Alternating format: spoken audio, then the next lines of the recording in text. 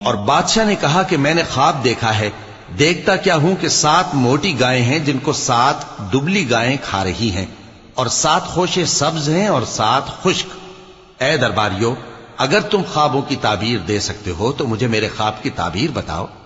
انہوں نے کہا یہ خواب تو پریشان خیالی سے ہیں اور ہمیں ایسے خوابوں کی تعبیر نہیں آتی۔ اور وہ شخص جو دونوں قیدیوں میں سے رہائی پا گیا تھا اور جسے مدت کے بعد وہ بات یاد آ گئی، بول اٹھا کہ میں آپ کو اس کی تعبیر لا بتاتا ہوں، مجھے قید خانے جانے کی اجازت دیجیے۔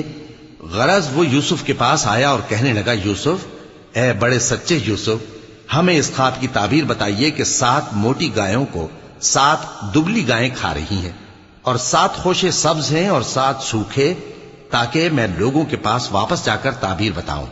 عجب نہیں کہ وہ تمہاری قدر جانے۔ انہوں نے کہا کہ تم لوگ 7 سال متواتر کھیتی کرتے رہو گے، تو جو غلہ کاٹو تو تھوڑے سے غلے کے سوا جو کھانے میں آئے باقی کو خوشوں میں ہی رہنے دینا۔ پھر اس کے بعد خشک سالی کے 7 سخت سال آئیں گے کہ جو غلہ تم نے جمع کر رکھا ہوگا وہ سب کو کھا جائیں گے، صرف وہی تھوڑا سا رہ جائے گا جو تم احتیاط سے رکھ چھوڑو گے۔ پھر اس کے بعد ایک ایسا سال آئے گا کہ خوب مے برسے گا اور لوگ اس میں رس نچوڑیں گے۔ اور یہ تعبیر سن کر بادشاہ نے حکم دیا کہ یوسف کو میرے پاس لے آؤ۔ سو جب قاصد ان کے پاس گیا تو انہوں نے کہا کہ اپنے آقا کے پاس واپس جاؤ اور اس سے پوچھو کہ ان عورتوں کا کیا حال ہے جنہوں نے اپنے ہاتھ کاٹ لیے تھے، بے شک میرا پروردگار ان کے فریب سے خوب واقف ہے۔ بادشاہ نے عورتوں سے پوچھا کہ تمہارا کیا قصہ تھا جب تم نے یوسف کو اپنی طرف مائل کرنا چاہا؟ سب بول اٹھیں کہ اللہ پاک ہے، ہم نے اس میں کوئی برائی معلوم نہیں کی۔ عزیز کی بیوی نے کہا، اب سچی بات تو ظاہر ہو ہی گئی ہے، اصل یہ ہے کہ میں نے اس کو اپنی طرف مائل کرنا چاہا تھا اور وہ بے شک سچا ہے۔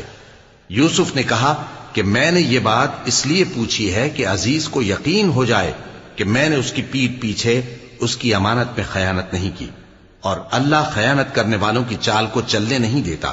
اور میں اپنے آپ کو پاک صاف نہیں کہتا، کیونکہ نفس امارہ انسان کو برائی ہی سکھاتا رہتا ہے، مگر یہ کہ میرا پروردگار رحم فرمائے، بے شک میرا پروردگار بخشنے والا ہے، مہربان ہے۔ اور بادشاہ نے حکم دیا کہ اسے میرے پاس لاؤ، میں اسے اپنا مصاحب خاص بناؤں گا۔ پھر جب ان سے گفتگو کی تو کہا کہ آج سے تم ہمارے ہاں صاحب منزلت ہو اور صاحب اعتبار ہو۔ یوسف نے کہا، مجھے زرعی پیداوار پر مقرر کر دیجئے، کیونکہ میں حفاظت بھی کر سکتا ہوں اور اس کام سے واقف بھی ہوں۔ اس طرح ہم نے یوسف کو ملک مصر میں جگہ دی اور وہ اس ملک میں جہاں چاہتے تھے رہتے تھے۔ ہم اپنی رحمت جس پر چاہتے ہیں کرتے ہیں اور نیکوکاروں کے اجر کو ضائع نہیں کرتے، اور جو لوگ ایمان لائے اور ڈرتے رہے ان کے لیے آخرت کا اجر بہت بہتر ہے۔ اور یوسف کے بھائی کنعان سے مصر میں غلہ خریدنے کے لیے آئے تو یوسف کے پاس گئے، تو یوسف نے ان کو پہچان لیا اور وہ ان کو نہ پہچان سکے۔ اور جب یوسف نے ان کے لیے ان کا سامان تیار کر دیا تو کہا کہ پھر آنا تو جو باپ کی طرف سے تمہارا ایک اور بھائی ہے اسے بھی میرے پاس لیتے آنا۔ کیا تم نہیں دیکھتے کہ میں ناب بھی پوری دیتا ہوں اور مہمانداری بھی خوب کرتا ہوں؟ اب اگر تم اسے میرے پاس نہ لاؤ گے تو نہ تمہیں میرے ہاں سے غلہ ملے گا اور نہ تم میرے پاس ہی آ سکو گے۔ انہوں نے کہا کہ ہم اس کے بارے میں اس کے والد کو پھسلائیں گے اور ہم یہ کام کر کے رہیں گے۔ اور یوسف نے اپنے خدام سے کہا کہ ان کا سرمایہ یعنی غلے کی قیمت ان کے سامان میں رکھ دو۔ عجب نہیں کہ جب یہ اپنے اہل و عیال میں جائیں تو اسے پہچان لیں، اور عجب نہیں کہ یہ پھر یہاں آئیں۔ بس جب وہ اپنے والد کے پاس واپس گئے تو کہنے لگے کہ ابا، ہمارے لیے غلے کی بندش کر دی گئی ہے، تو ہمارے ساتھ ہمارے بھائی کو بھیج دیجئے تاکہ ہم پھر غلہ لائیں اور ہم اس کے نگہبان ہیں۔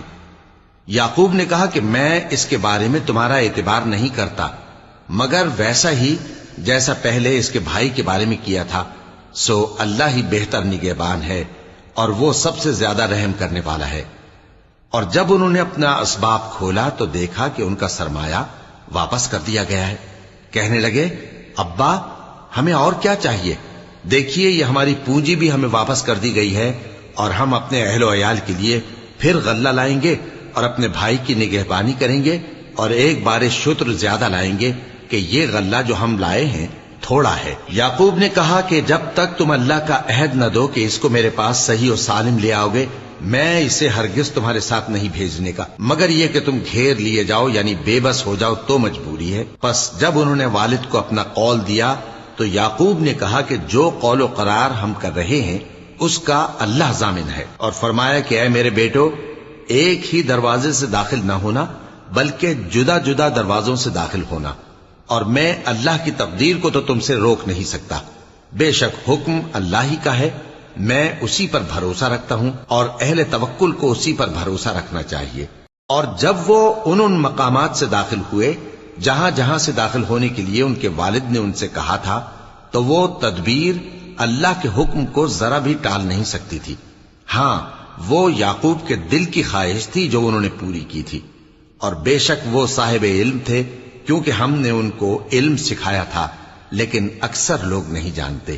اور جب وہ لوگ یوسف کے پاس پہنچے تو یوسف نے اپنے حقیقی بھائی کو اپنے پاس جگہ دی اور کہا کہ میں تمہارا بھائی ہوں، تو جو سلوک یہ ہمارے ساتھ کرتے رہے ہیں اس پر افسوس نہ کرنا۔ پھر جب ان کا اسباب تیار کر دیا تو اپنے بھائی کے تھیلے میں آپ خورا رکھ دیا۔ پھر جب وہ آبادی سے باہر نکل گئے تو ایک پکارنے والے نے آواز دی کہ قافلے والو، تم تو چور ہو۔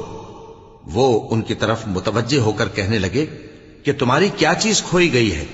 وہ بولے کہ بادشاہ کا کٹورا کھویا گیا ہے، اور جو شخص اس کو لے کے آئے اس کے لیے ایک بار شتر انعام، اور میں اس کا ضامن ہوں۔ وہ کہنے لگے کہ اللہ کی قسم، تم کو معلوم ہے کہ ہم اس ملک میں اس لیے نہیں آئے کہ خرابی کریں اور نہ ہم چوری کیا کرتے ہیں۔ وہ بولے کہ اگر تم جھوٹے نکلے یعنی چوری ثابت ہوئی تو اس کی سزا کیا؟ انہوں نے کہا کہ اس کی سزا یہ کہ جس کے تھیلے میں وہ دستیاب ہو وہی اس کا بدل قرار دیا جائے، ہم ظالموں کو یہی سزا دیا کرتی ہیں۔